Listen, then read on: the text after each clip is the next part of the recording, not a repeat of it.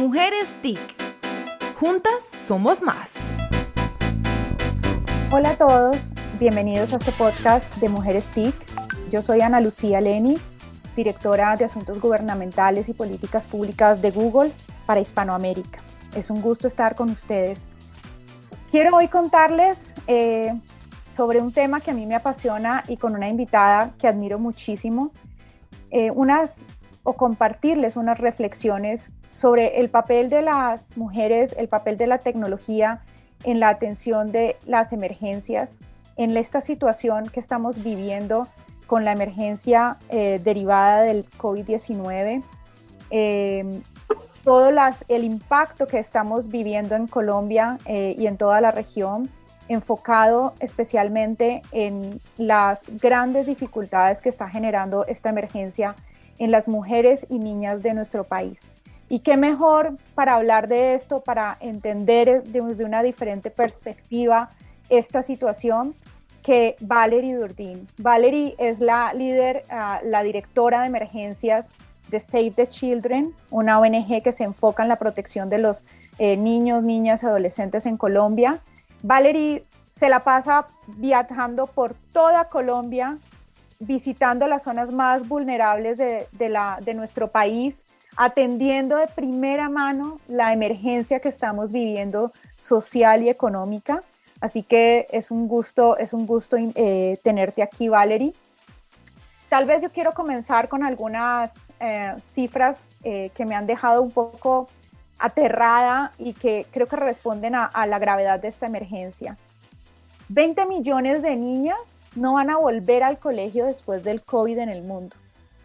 Y adicionalmente, 2/3 de las mujeres entre 15 y 24 años en todo el mundo están desempleadas, no tienen una vocación o un entrenamiento profesional, van a tener muchísimas dificultades para conseguir un trabajo o para crear una empresa.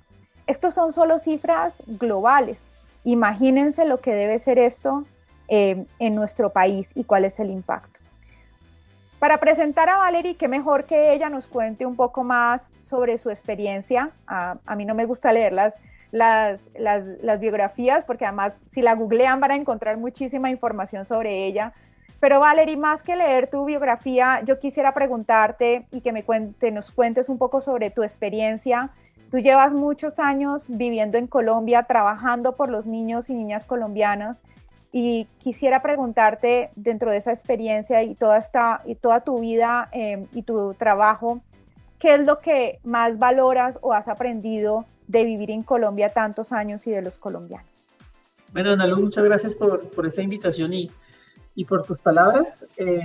Sí, desde más o menos el 97 he venido 4 veces a Colombia. Esta vez llevo 9 años, me casé con un colombiano, entonces eso quiere decir que siempre estaré ligada a este país. Lo que más me impresiona de Colombia y de los colombianos es la versatilidad en este país, donde yo vengo de una ciudad que es París, donde es un museo, nada cambia. En Colombia siempre veo cambios, siempre hay cosas nuevas, hay creación, hay mucha creación en Colombia. Creo que es de los países que más creación ha tenido de empresas, de pequeñas empresas, y la resiliencia de la gente colombiana, esa capacidad a ir en contra de todos y salir adelante. Yo creo que son las dos cosas que hoy demarcaría de Colombia y los colombianos. Está buenísimo. Valerie, ¿nos puedes contar un poquito de tu experiencia anterior? Porque además de trabajar en Save the Children, tienes una hoja de vida impecable trabajando en atención de emergencias y en temas humanitarios en muchos países del mundo.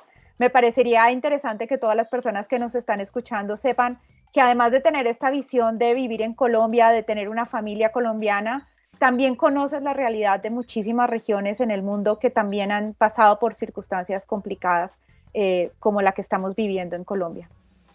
Sí, bueno, yo he trabajado en la década de los 90 en los desastres y conflictos más grandes. Empecé en Bosnia, en la guerra de Bosnia, que era muy cercana a Europa, trabajando en emergencias, haciendo distribuciones en zonas sitiadas y bombardeadas. Después me fui para África, donde trabajé en toda la crisis ruandesa, donde manejé un campo de refugiados de 120.000 personas, donde ahí pues, muchos niños, y fue toda la época del SIDA, y cómo manejar el SIDA y las creencias del SIDA que había alrededor de eso. Después de eso vine para Colombia, sí, fue como, usted habla español, ¿no? Sí, bueno, entonces puede ir a Colombia. Me vine para acá y me enamoré de ese país. Bueno, y después he estado en Camboya, en Nicaragua, trabajando más en desastres. Y siempre he vuelto a Colombia, estar en Nepal también trabajando toda la parte de conflicto en Nepal. Y después en Malasia también trabajando todo lo que tiene que ver con trata de personas. Y bueno, y desde hace 9 años estoy de vuelta a Colombia. Bueno, como pueden ver todos, la experiencia de Valerie es bien internacional. Además le da una perspectiva muy interesante a las preguntas que vamos a compartir contigo. Y tal vez, Valerie, para empezar, porque además ambas somos mujeres cercanas a la tecnología, hemos trabajado juntas en proyectos absolutamente fascinantes, pero quisiera preguntarte, en esta experiencia que has tenido con la emergencia del COVID, ¿cuál ha sido el impacto de la tecnología en la atención de la emergencia del COVID en esas comunidades más vulnerables de Colombia que están siendo atendidas por Save the Children? Bueno, te diría que cuando empezó el COVID, mi organización dijo, bueno, como usted es la que sabe de emergencias, entonces digan lo que hay que hacer. Y les dije, esa es mi primera pandemia, entonces vamos a aprender juntos, porque la verdad es que no sabía muy bien. Cuando tú ves que no solamente un país, pero el mundo entero se paró. Y una de las primeras afirmaciones que hice, y ahí tuve la suerte de ser seguida por mi directora ejecutiva, María Paula Martínez, es que no podíamos parar de servir a los niños y niñas en todo el país que servíamos, porque no podíamos parar. Y en eso también todo el equipo decidió que sí, que teníamos que seguir trabajando para ellos y buscar cómo llegamos hasta ellos. Teníamos niños que están en problemáticas de violencia y sabíamos que la violencia, vimos que la violencia basada en género aumentó durante el COVID. El COVID también apartó mucha más gente, confinó más comunidades, había que seguir estando. Entonces, ahí la tecnología fue supremamente importante para nosotros. No podíamos llegar, las escuelas están cerradas, no podíamos llegar hasta ellos. Entonces, ¿cómo hacíamos para no perder ese lazo entre las comunidades, entre los niños, niñas, los papás y nosotros? Y un primer problema es la utilización de la tecnología dentro de la protección de la niñez. Para nosotros no podemos tomar una foto de un niño, no podemos trabajar con niños sin tener un consentimiento de la familia. ¿Cómo haces eso cuando tienes que hacer a través de WhatsApp? ¿Cómo te aseguras que hablas con el niño? ¿Qué es? ¿Qué teléfono que utilizas para hablar de cosas que pueden ser complejas en términos de protección? Pues lo haces y que el niño lo hace solo o que no hay un adulto o alguien que lo está coercionando en hablar. Entonces hubo una discusión muy fuerte a nivel no solamente de Colombia, del país, de cómo utilizamos la tecnología y cómo seguíamos protegiendo a los niños, niñas y adolescentes, y trabajando con ellos, protegiéndoles de lo que podía pasar a través de la tecnología. Eso fue una discusión bastante grande a nivel de la organización. Creo que eso todavía no lo hemos resuelto, pero bueno, hemos podido encontrar una forma de trabajar, de saber quién estaba al lado. Y después lo que hemos hecho es todos los materiales que teníamos para asegurar que los niños vayan a la escuela, que puedan estudiar, que puedan seguir con la escuela. Y claro, con la pérdida de la escuela pues, no iban, los profesores no estaban. ¿Cómo hacíamos que no perdieran ese link con el colegio? ¿Cómo hacíamos para que siguieran? Entonces, pues parte de lo que hicimos es que cogimos todos los materiales que teníamos y los pusimos en un backpack, en un bolso para los niños, y los hicimos llegar hasta los niños. Y lo que hicimos es podcast. ¿Cómo llegas en el charco Nariño a los niños? Pues no hay internet. Entonces no puedes llegar con internet. Entonces lo que hicimos es contratar a una persona especializada en radio y con los niños y con todo el equipo montamos unos programas de radios muy fuertes. Hicimos acuerdos con las radios locales para asegurar que pasaron esos programas para los diferentes niveles y con los materiales y con los podcasts que hicimos, podcast de niña, llegamos hasta los niños. Además los hicimos en Guayunaiki, en Agua, en Añapa, para llegar también a los niños indígenas. Entonces fue muy importante para nosotros ese trabajo, que fue el primer trabajo que hicimos.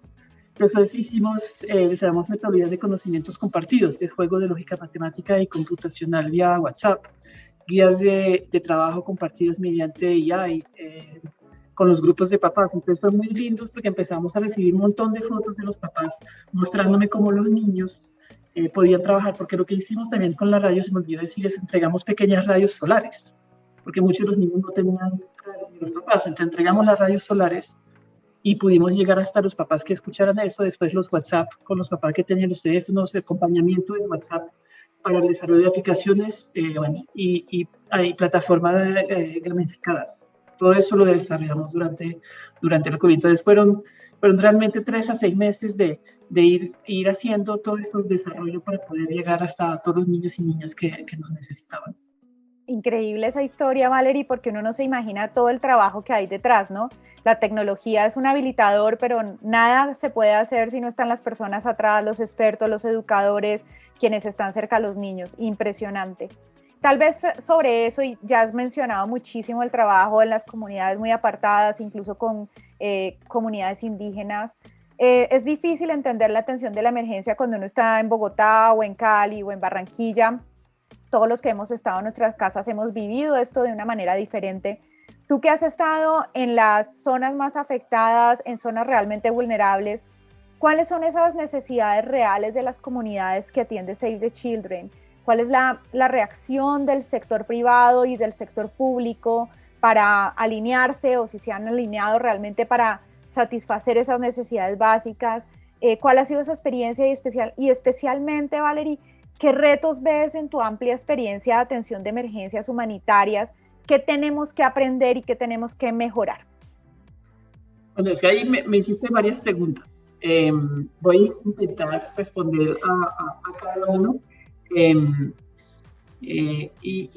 Bueno, empecemos por, me estabas preguntando la empresa privada y el gobierno.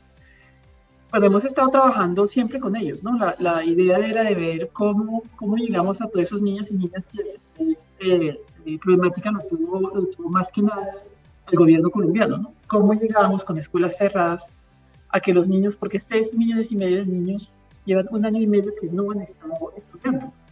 Entonces, ¿cómo llegábamos todos conjuntamente a todos esos niños y niñas? En ese momento estamos haciendo una propuesta que se llama Education Can Wait, la educación no puede esperar, y eso es un proyecto que está financiado por todos los gobiernos, muchos gobiernos a nivel mundial, y se trabajó con el ministerio. Entonces escribimos cuáles eran las necesidades para llegar sobre todo a los niños venezolanos y colombianos retornados.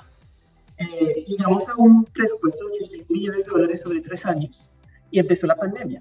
Entonces hubo otra vez, ¿cómo adaptamos? ¿Cómo hacemos para adaptar y para asegurar que se pueda llegar? Entonces ha habido un trabajo muy mancomunado entre las organizaciones que trabajan en educación y en protección de la niñez, el gobierno y el Ministerio de Educación, para mirar cómo hacíamos eso de llegar a todos los niños sabiendo que esos 6,5 millones de las escuelas públicas no podían llegar. Entonces, como te decía, lo que hemos empezado a desarrollar, muchos de los desarrollos que hemos hecho, los hemos hecho con el gobierno. Los currículos que hemos desarrollado están avalados por el gobierno de Colombia y hemos trabajado con otras organizaciones como Plan, como WELIS, con otras organizaciones para poder hacer esos currículos y tener como una educación un poquito más flexible, porque es la única forma que podemos hacer eso. Me preguntaba sobre los retos futuros. Hay varios. Diría que el primero es, y el COVID lo ha demostrado y lo ha vuelto, ha creado una diferencia todavía más grande, es que hay más inequidad y eso lleva a más vulnerabilidad, por lo cual tenemos que hacer más incidencia humanitaria. El COVID, ahora tenemos un 42% de la población colombiana que está por debajo del suelo de pobreza, y eso se ha abierto con el COVID. Entonces necesitamos hacer más incidencia humanitaria, necesitamos cerrar esta brecha de inequidad que hace que hay más gente vulnerable. Otro reto es la erosión de las normas internacionales en las crisis prolongadas y las necesidades humanitarias. Y me salgo un poco de Colombia y hablaría de Afganistán. Afganistán, todo el mundo ha salido, y una de las preguntas que muchas veces es: ¿nos podemos quedar? ¿Nos vamos a poder quedar? ¿Nos van a dejar quedarnos? Eso creo que es también un reto, y con eso va también lo que ya se llama la fatiga de los donantes. ¿Hasta cuándo los donantes van a seguir apoyando una crisis humanitaria hasta que llegue otra? Entonces, si llega otra crisis grande humanitaria, es muy posible que los fondos que están llegando para la crisis venezolana en Colombia empiecen a disminuir. Entonces, ¿cómo vamos a hacer a pasar a unos fondos de nexo y unos fondos de desarrollo? Y como te decía, cómo hacemos para que la violación de las normas internacionales en países como Afganistán nos impida hacer nuestro trabajo. Cuando yo empecé hace 20 años, había digamos que nosotros como agentes humanitarios podíamos trabajar. Hoy en día somos los que estamos secuestrados o matados en zonas como de conflicto, donde no quieren que estudiamos testigo de lo que está pasando. Creo que la crisis climática va a ser otra que va a obligar a lo humanitario a definir su papel y a ser más ecológico. ¿Cómo vamos a ser más ecológico? Y ahí creo que también que la tecnología nos va a ayudar mucho. Ese es un factor súper importante. Creo que nadie lo tiene en cuenta y creo que es una reflexión muy importante hacia el futuro, ¿no? La gente cree, ya se acabó la crisis, esto ya se solucionó y realmente lo que nos estás dando es un mensaje de alerta muy importante. Sí. Sin duda. Y tal vez, Valerie, porque quisiera aprovechar este tiempo al máximo contigo, ¿cuáles, sin duda las mujeres son las más afectadas con la pérdida de empleos, el cierre de sus negocios con toda esta emergencia?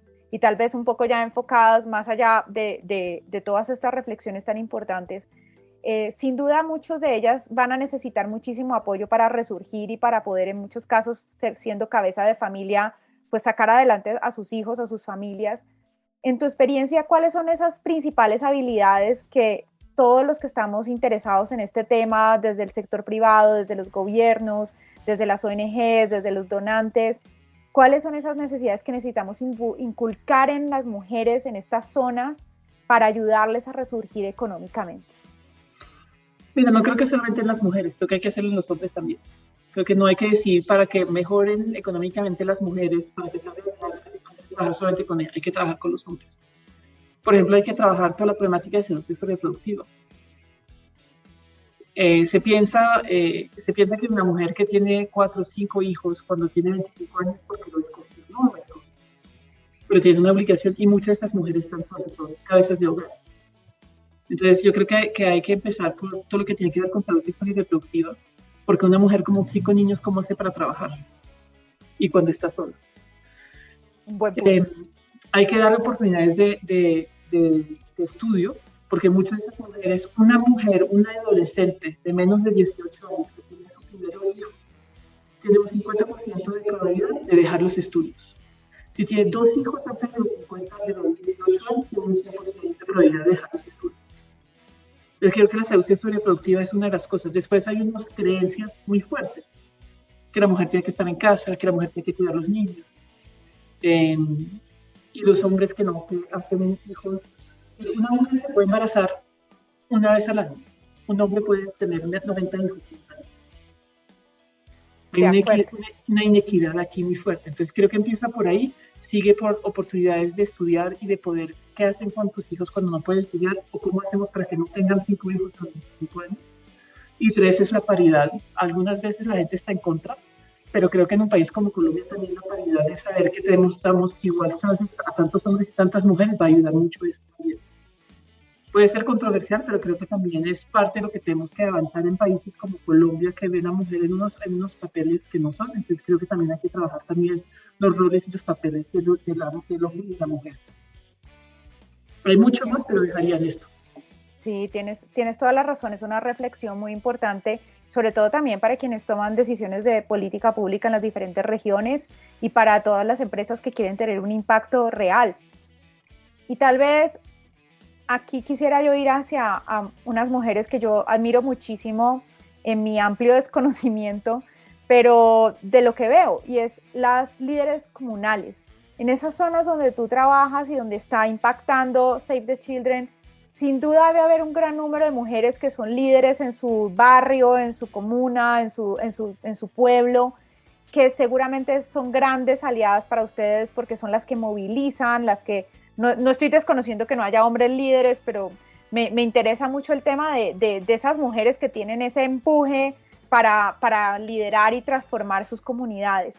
¿Cuáles son esas características del liderazgo que tienen estas mujeres en estas zonas? ¿Y qué podemos aprender, Valerie, nosotras, las mujeres que estamos en las ciudades, que tenemos una realidad diferente en nuestros trabajos, en nuestra vida cotidiana? ¿Qué es lo que crees que nosotras podemos aprender de esas mujeres líderes que están en esas comunidades?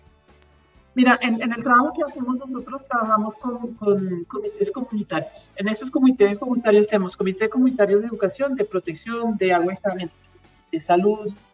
Tenemos varios comités comunitarios. Esos comités que hacen es cuando nosotros estamos trabajando con los niños, ellas nos apoyan, ellas están ahí. ¿Y qué pasa? Es que muchas veces son mujeres. ¿Por qué? Porque los hombres se fueron a buscar fondos, plata, y como mantener a la familia y ellas se quedan. Ellas son la mayoría líderes naturales. Yo las llamo las comadres. Entonces siempre que vengo me dice, comadre, ¿cómo está?